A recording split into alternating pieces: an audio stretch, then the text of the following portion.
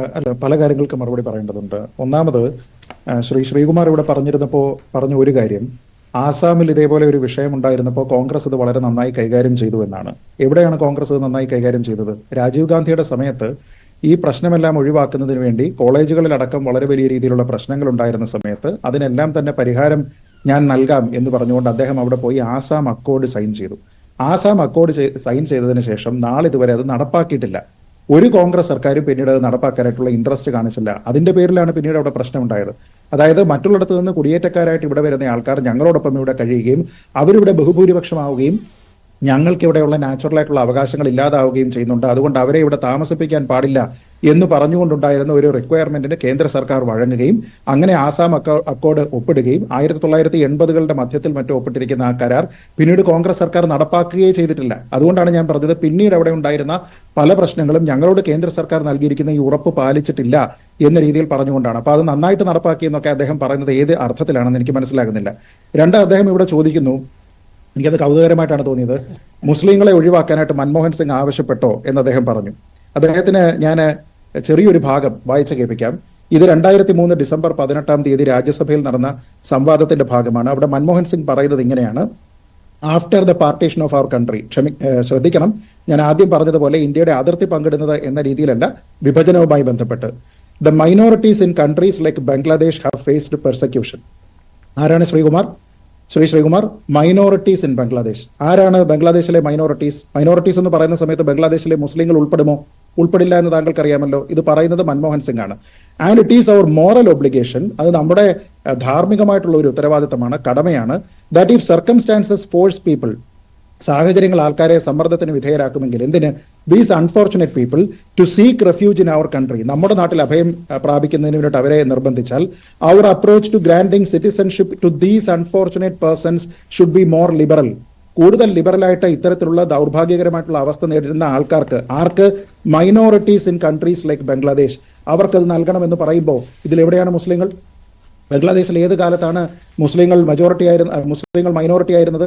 അപ്പോൾ മുസ്ലിം ഇതരരായിട്ടുള്ള ആൾക്കാരെ കൊണ്ടുവരണമെന്ന് ഇവിടെ പറഞ്ഞിരിക്കുന്നത് കോൺഗ്രസിന്റെ നേതാവായിരുന്ന മൻമോഹൻ സിംഗ് ആണ്. അതിനുശേഷം ഡെപ്യൂട്ടി ചെയർമാൻ അപ്പോൾ പറയുകയാണ്, mister Advani, the minorities in Pakistan are also suffering.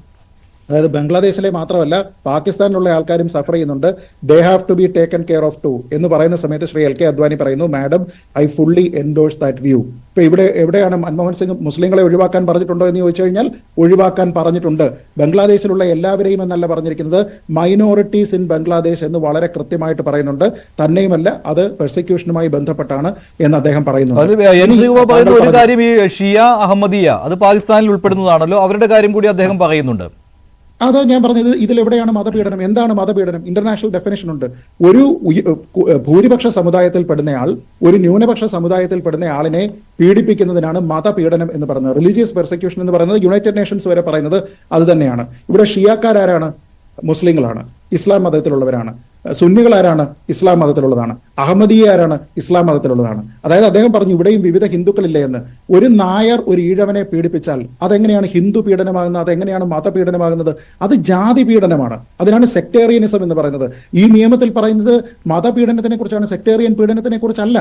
മതപരമായിട്ടുള്ള പീഡനം നോക്കൂ. ഇന്ത്യയുടെ വിഭജനവുമായി ബന്ധപ്പെട്ട് സെക്ടേറിയനിസത്തിന് പ്രാധാന്യമില്ല. ഇന്ത്യയുടെ വിഭജനവുമായി ബന്ധപ്പെട്ടുണ്ടായിരുന്ന ഒരേ ഒരു കാര്യമെന്ന് പറയുന്നത് മതമാണ്. ഭൂരിപക്ഷവും ന്യൂനപക്ഷവും എന്ന രീതിയിൽ മതാടിസ്ഥാനത്തിലാണ് പാകിസ്ഥാൻ ഉണ്ടായത്. അന്ന് പല ആൾക്കാർക്കും പിന്നീടുണ്ടായിരുന്ന നെഹ്റു ലിയാഖത്ത് പാക്ട് അനുസരിച്ച് പോലും മതപരമായിട്ടുള്ള കാര്യങ്ങളിൽ അങ്ങോട്ടും ഇങ്ങോട്ടുമുള്ള അവകാശങ്ങളെ പറ്റിയാണ് പറഞ്ഞത്. ഇന്ത്യ മൈനോറിറ്റീസിനെ ഓണർ ചെയ്തു, നേരെ മറിച്ച് പാകിസ്ഥാൻ അത് ചെയ്തില്ല. അപ്പൊ അതുകൊണ്ട് അവിടെ ബുദ്ധിമുട്ട് അനുഭവിക്കുന്ന ആൾക്കാരുണ്ട്. അതിൽ പല ആൾക്കാർക്കും പിന്നീട് അഫ്ഗാനിസ്ഥാനിലേക്ക് പോകേണ്ടി വന്നു. പിന്നീട് ബംഗ്ലാദേശ് ഉണ്ടായപ്പോൾ അവിടെ പെട്ടുപോയ ആൾക്കാരുണ്ട്. അവർക്കൊരു നാച്ചുറൽ റൈറ്റ് ഉണ്ട്. നെഹ്റുവിന്റെ കാലത്ത് തന്നെ കൊടുത്തിരിക്കുന്ന ഒരു കമ്മിറ്റ്മെന്റ് ഉണ്ട്. ആ കമ്മിറ്റ്മെന്റ് പറയുന്ന സമയത്തേക്ക് അതിൽ മറ്റ് പല വിഭാഗങ്ങളുണ്ട്. അവർ ഫേസ് ചെയ്തിരിക്കുന്നത് സെക്ടേറിയൻ പീഡനമാണ്. ആ സെക്ടേറിയൻ പീഡനത്തിന് കൂടെ നോക്കണമെന്ന് പറഞ്ഞു കഴിഞ്ഞാൽ മറ്റു പല പീഡനങ്ങളും ഉണ്ടെന്നേ. ഇപ്പൊ ഈ സെക്ടേറിയൻ പീഡനം അനുഭവിക്കുന്ന ഒരാളിന് ഇന്ത്യയിൽ വന്ന് പൗരത്വം നേടണമെന്നുണ്ടെങ്കിൽ നാച്ചുറലൈസേഷൻ പ്രോസസ് ഉണ്ട്. അല്ലാതെ ഷിയകളെയോ സുന്നികളെയോ അഹമ്മദികളെയോ ഇന്ത്യയിൽ സ്വീകരിക്കില്ല എന്നൊരു അർത്ഥമില്ല. അങ്ങനെയുള്ള ആർക്ക് നാച്ചുറലൈസേഷൻ ഉണ്ട്.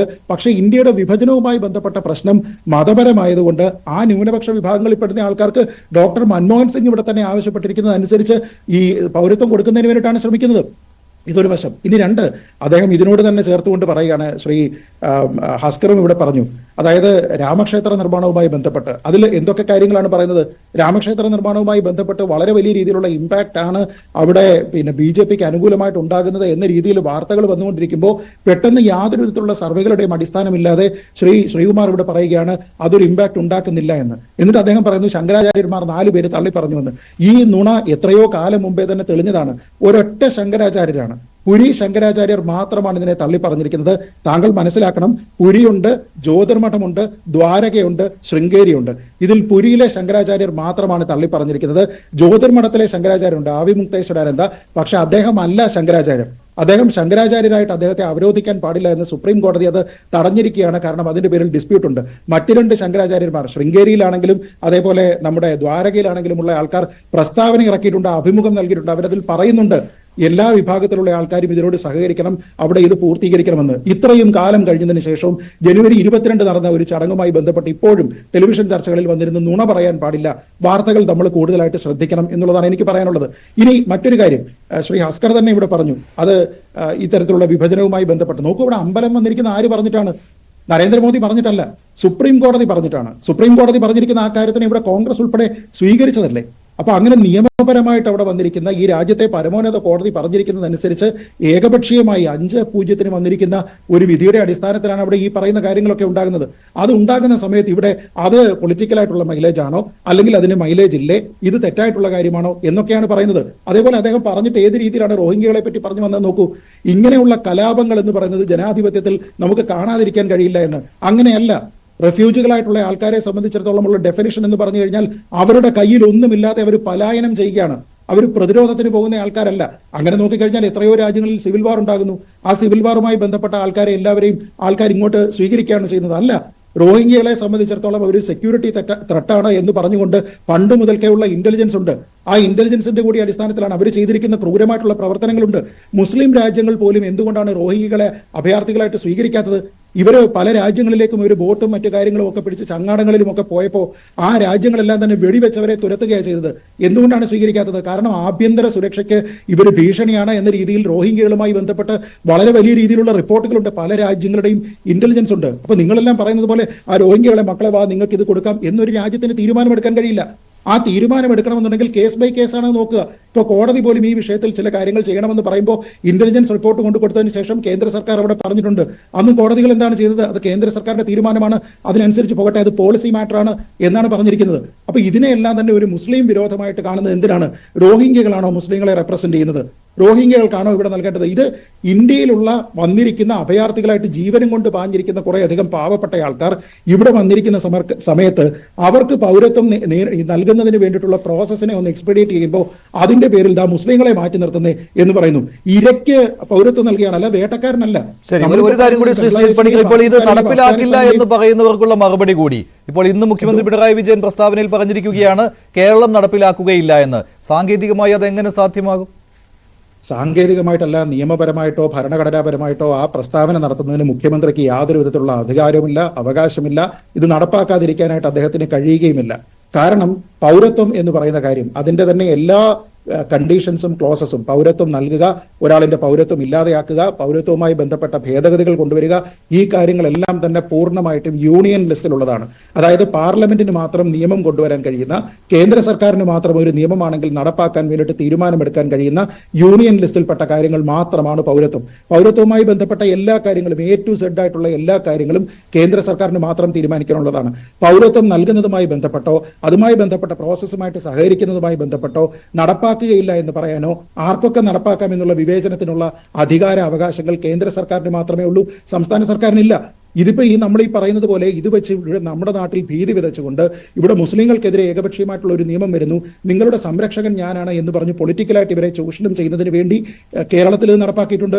ഇങ്ങനെ ഒരു പ്രമേയം പാസ്സാക്കിയിട്ടുണ്ട്, ബംഗാളിൽ പ്രമേയം പാസ്സാക്കിയിട്ടുണ്ട്. ഇനി കുറച്ച് നാളുകൂടെ കഴിഞ്ഞു കഴിഞ്ഞാൽ ചിലപ്പോൾ മറ്റുള്ള സംസ്ഥാനങ്ങളിലും ഇത് പാസ്സാക്കും.